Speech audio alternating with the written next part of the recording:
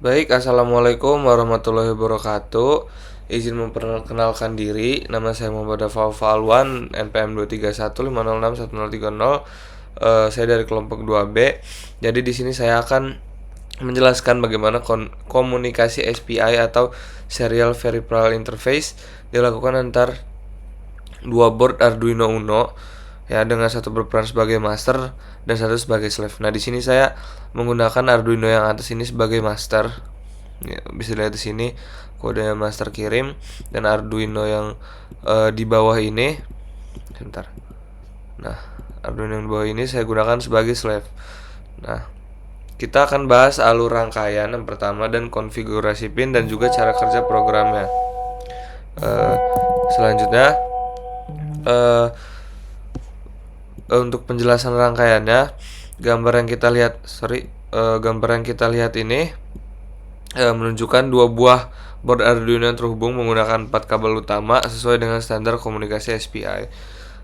Nah, jadi untuk MOSI atau master out slave in itu menghubungkan pin 11 dari master ini, yang di sini dia menyambung ke pin 11 di slave.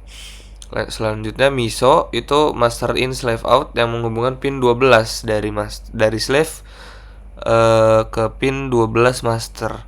Selanjutnya ada SCK atau serial clock, itu menghubungkan pin 13 di sini dari master ke slave, dari atas ke bawah, ya. Terus ada SS atau slave select. Nah, itu ada di pin 10 dari master dihubungkan ke pin 10 pada slave. Nah, selanjutnya saya akan menjelaskan tentang master. Jadi master itu bertanggung jawab untuk mengirimkan sinyal clock melalui pin SCK, yang dimana slave itu hanya aktif menerima data ketika pin SS bernilai low. Nah, itu tuh semuanya dikendalikan oleh si master ini yang ada di atas. Nah, pada si master kita menggunakan library SPI di sini, include SPI.h. Terus di fungsi setup, file setup ini kita mengatur pin SPI sebagai output dan input. Nah, di sini kan yang sudah saya jelasin tadi, inputnya di pin berapa, outputnya di pin berapa, dan memulai komunikasi SPI dengan SPI begin di sini, dan terus lanjut menggunakan void loop supaya berulang terus. Nah, di dalam loop master ini akan mengirim data ke slave setiap 500 milidetik. Data yang dikirim itu byte 0 kali A5 atau dalam binary itu 101 00101. Nah, langkah-langkahnya itu di sini pin SS-nya itu dibuat low sama kita.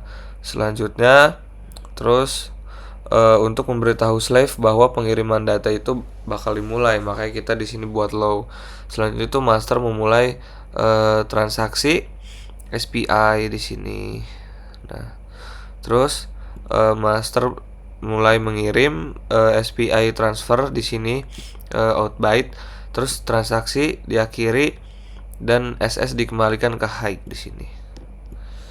Nah, data juga ditampilkan di serial monitor agar kita bisa melihat nilai yang dikirim. Terus di sisi slave kita juga sama kayak tadi, sebentar, menggunakan library SPI, ya, harusnya. Nah, kan di sini menggunakan library SPI yaitu SPI.h.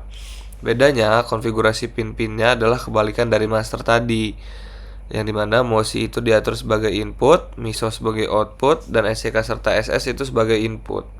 Nah, SPI itu diaktifkan dengan mengatur register SPCR menggunakan ini.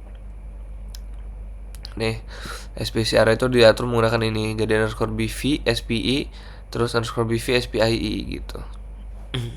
Untuk mengaktifkan SPI dan interupsinya lah gitu loh, buat mengaktifkannya atau untuk men-triggernya bahasanya. Terus ketika master ingin mengirim data, interrupt itu bakal aktif dan fungsi ISR SPI STC effect ini akan dijalankan secara otomatis di dalam ISR ini. Kemudian data dari master dibaca melalui SPDR. Nah, di sini kan last receive by SPDR.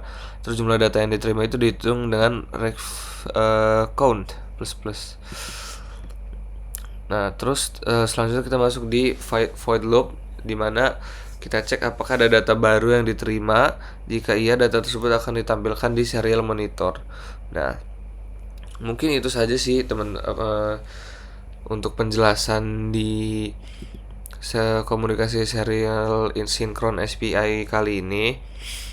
Nah, jadi dari alur rangkaian program ini kita bisa melihat gitu bagaimana dua Arduino bisa berkomunikasi dalam satu arah menggunakan SPI, dan juga master itu mengontrol pengiriman data sedangkan slave itu menerima data. Jadi cara membedakannya itu master itu mengirim, slave itu menerima, ya melalui interrupt yang efisien tanpa perlu polling terus-menerus. Nah, kita dengan menggunakan setup ini, kita bisa mengembangkan sistem komunikasi antar microcontroller untuk berbagai aplikasi. Contohnya kayak sensor, display, terus kayak banyak sih sebenarnya. Kalau misalkan kita mau gunain ini di microcontroller menggunakan kendali-kendali yang lumayan kompleks juga, ini lumayan dianjurkan karena SPI ini lumayan ini ya versatile gitu. Ya mungkin itu aja sih kesimpulan dari saya dan penjelasan dari saya tentang komunikasi serial sinkron SPI ini. Kurang lebihnya mohon maaf. Wassalamualaikum warahmatullahi wabarakatuh.